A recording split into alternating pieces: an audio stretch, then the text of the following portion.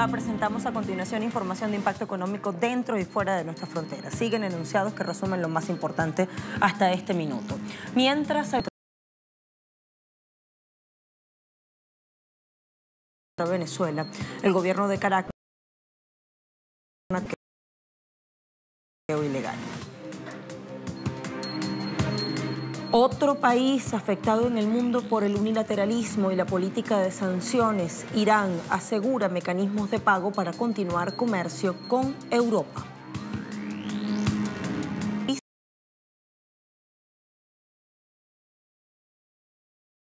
Ese es nuestro tema de económico. Comencemos con detalles.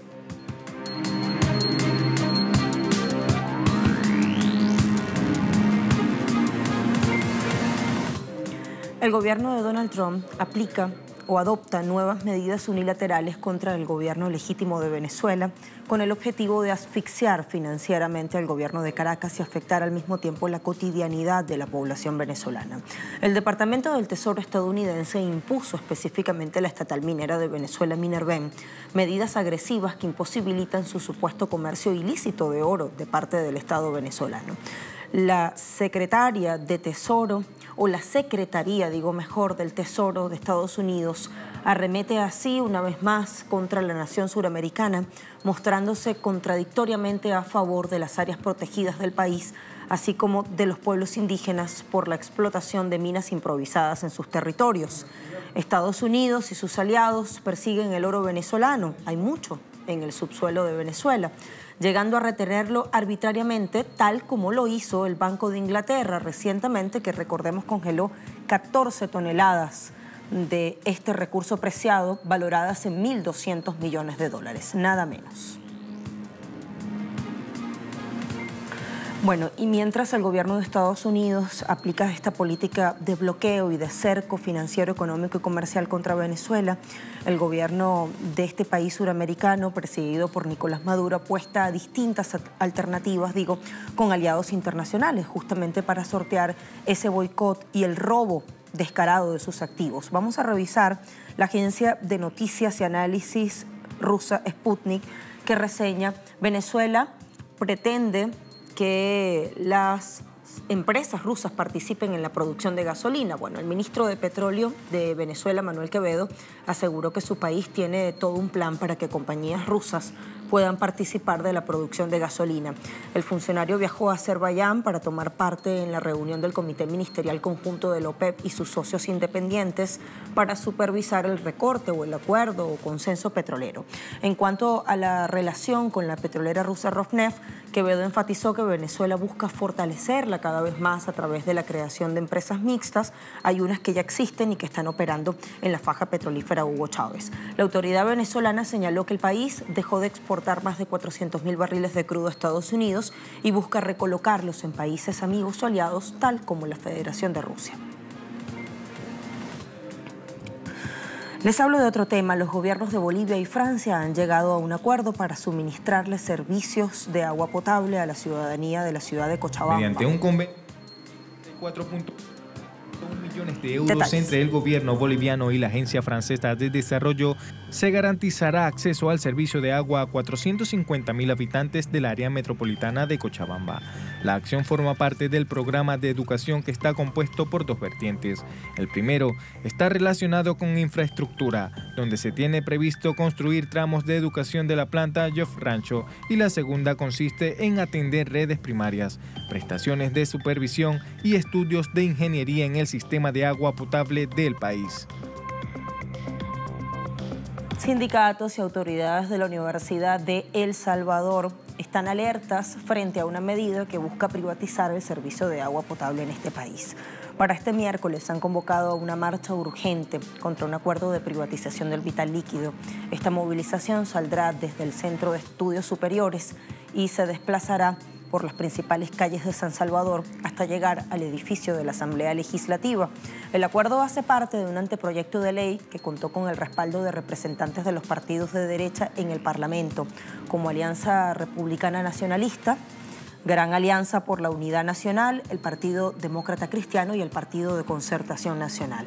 El presidente Salvador Sánchez Serén expresó su rechazo a cualquier iniciativa que pretenda privatizar el agua en el país. Esto lo había hecho una y otra vez en calidad de mandatario del país.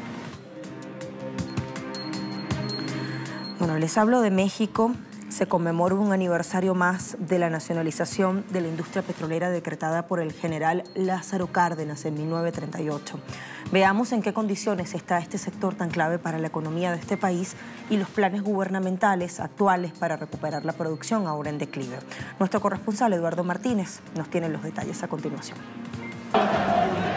Trabajadores petroleros se reunieron en el Monumento a la Revolución de la capital mexicana para conmemorar el 81 aniversario de la nacionalización petrolera. Las transnacionales que se habían apoderado de la riqueza nacional no se andaban con cuentos. Ya habían dado muestras en otros países, asesinatos, invasiones, anulaciones, boicots, y todo el mundo sabía que teníamos en puerta una trascendente decisión. Quienes han trabajado en la empresa, que por muchos años financió hasta un 40% del presupuesto nacional, esperan una recuperación del sector energético, abierto al capital privado nacional y extranjero en 2013.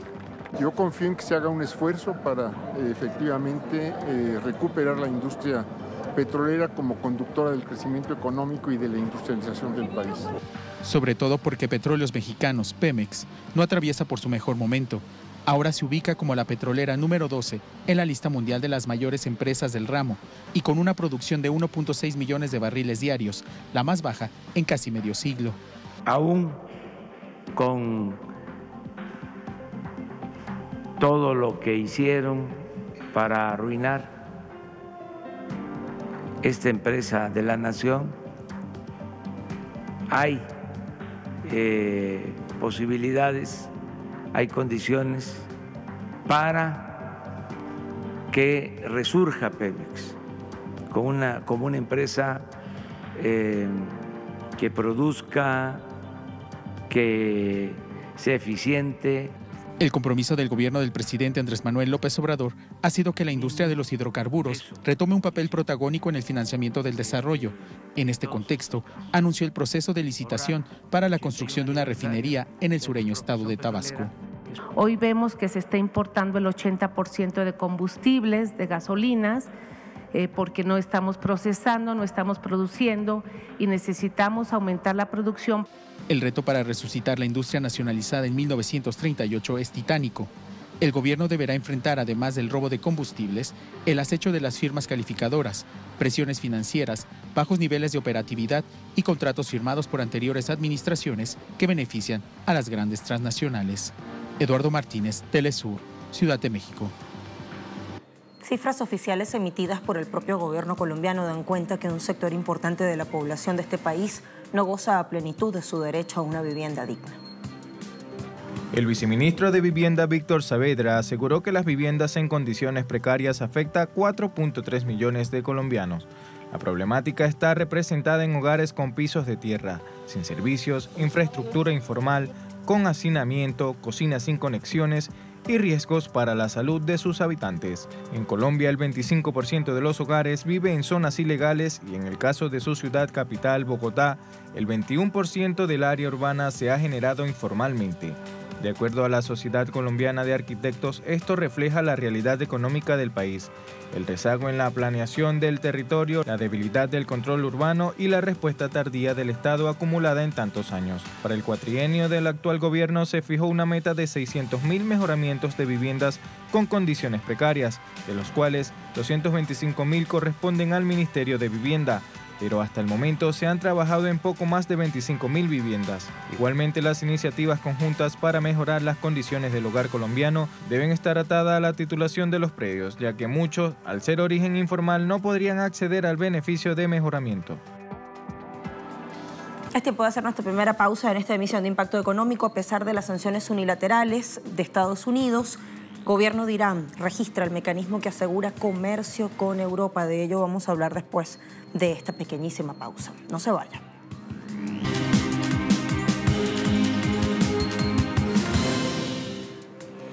Gobierno iraní acelera los pasos para trabajar con el mecanismo europeo de pagos INSTEX para superar las medidas unilaterales de coerción que impone Estados Unidos.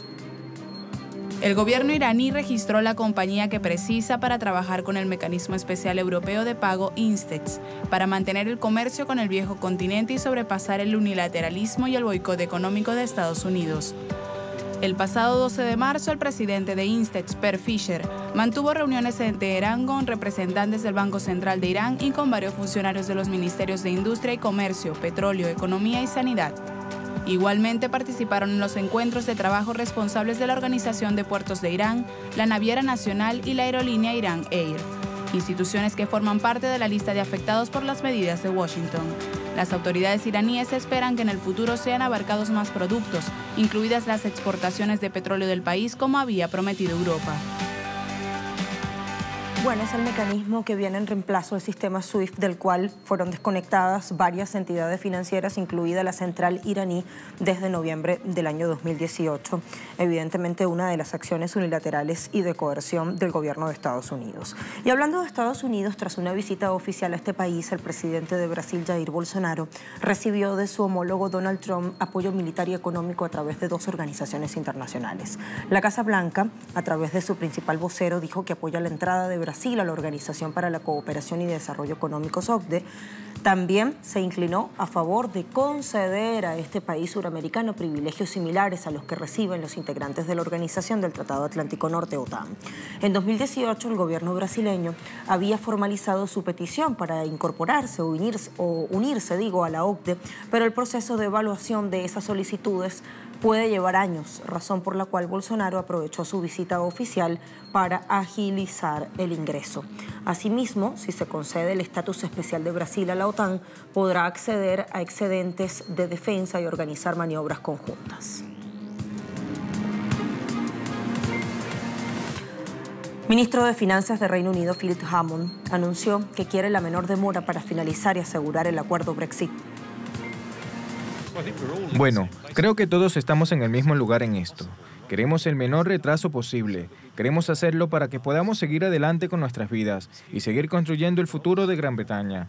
Pero obviamente lo que hacemos, lo que tengo que obtener de la Unión Europea, es una extensión que nos permite obtener el acuerdo a través del Parlamento y lograr que la legislación lo ratifique. Mucho se habla de las posibles afectaciones a propósito de toda la incertidumbre que ha generado este proceso, de los desacuerdos, de las desavenencias que están allí vigentes. Hablemos de los posibles efectos que tendrá el Brexit o la separación de Reino Unido del bloque comunitario en el sector automotriz. Específicamente en la localidad de Sunderland queda la mayor planta de automóviles Nissan del Reino Unido. El fabricante japonés emplea a unas 7.000 personas y la mayoría de los vehículos producidos se exportan a la Unión Europea. A pesar de las preocupaciones de los ejecutivos sobre el Brexit, 61,3% de los residentes locales están a favor de salir de la Unión Europea, según un último estudio. Sin embargo, los trabajadores están divididos acerca de cómo el Brexit podría afectar a su compañía, ya que la mayoría de las autopartes proviene de la Unión Europea. Para el asesor de Comercio Internacional y Brexit en la Cámara de Comercio del Noreste de Reino Unido, Jackson Simpson, ningún acuerdo tendría un mayor impacto negativo para las empresas. Bueno, todavía hay una cantidad considerable de frustración en torno al plan de Theresa May, no solo por el contenido, sino porque falta un plan futuro. El acuerdo actual solo establece cómo abandonamos la Unión Europea, no que el acuerdo será futuro. Por lo tanto, para las empresas que plantean el futuro todavía hay mucha preocupación acerca de cómo se ve. Es casi imposible para ellos prepararse para lo que sea el acuerdo futuro y los futuros cambios comerciales. Por lo tanto, pedimos a Theresa May que extienda el proceso del artículo 50, las negociaciones Brexit, para que las empresas puedan obtener esa claridad. Gobiernos de Turquía y Rusia afinan trabajos necesarios para poner en funcionamiento el gasoducto Turk Stream. A través de un comunicado que fue divulgado por la compañía operadora de este proyecto, se informó que los tramos fueron elevados a una plataforma especial para atravesar el mar a una profundidad de 32 metros. El proyecto Turk Stream incluye la construcción de 2 tuberías con una capacidad total de 31.500 millones de metros cúbicos anuales de Rusia a Turquía, que pasará por el Mar Negro. El primer ramal del gasoducto está destinado a suministrar el combustible a los consumidores turcos y el segundo al abastecimiento del sureste europeo. La puesta en marcha del servicio del gasoducto está pautada para fines de este 2019. Es momento de hacer nuestra segunda y última pausa en esta emisión. A la vuelta, desde esta mesa de análisis, vamos a hablar de la llamada economía verde. Ya venimos con nuestro expediente.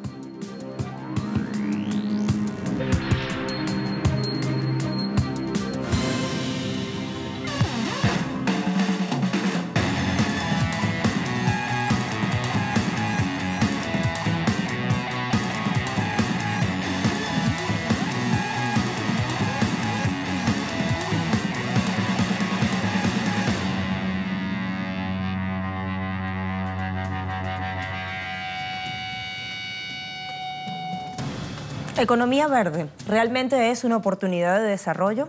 ¿Para quién? ¿Para quiénes? ¿Qué hay detrás de ese concepto? Queremos analizarlo en nuestro expediente económico y comenzamos por acá.